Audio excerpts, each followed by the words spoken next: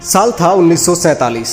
भारत आज़ादी की चौखट पर कदम रख रहा था, मगर दर्द, आंसू, अपनों को खोने के गम और विभाजन की कभी न भूले जाने वाली पीड़ा के साथ। जब सब लोग हिंदुस्तान की आज़ादी के लिए लड़ रहे थे तो आखिर क्यों हुआ विभाजन?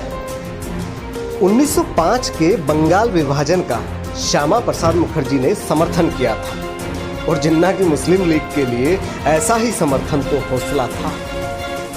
हालांकि कांग्रेस ने बंगाल विभाजन का कड़ा विरोध किया और अंग्रेजों को 1911 में घुटने टेक कर यह विभाजन वापस लेना पड़ा।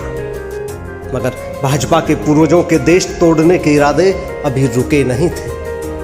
1937 में हिंदू महासभा का अध्यक्ष बनते ही सावरकर ने दो राष्ट्र के अपने इरादे यानी विभाजन के अपने कुटिल इरादे जाहिर कर दिए।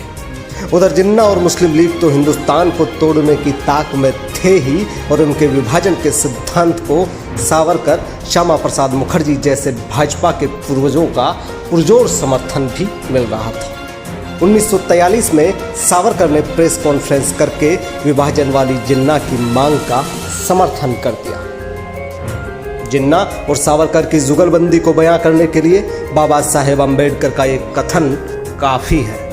ये चाहे जितना विचित्र लगे, मिस्टर सावरकर और मिस्टर जिन्ना दो राष्ट्र के सवाल पर एक दूसरे का विरोध करने की जगह एक दूसरे से पूर्ण सहमति में है। इन सबके बीच ये याद रखना जरूरी है कि जब भारतीय राष्ट्रीय कांग्रेस देश के साथ मिलकर आज़ादी की लड़ाई लड़ रही थी, तब भाजपा के पूर्वज संघी मुस्लिम लीग के साथ सरकार चला रहे, अंग्रेजों के लिए मुखबिरी कर रहे थे।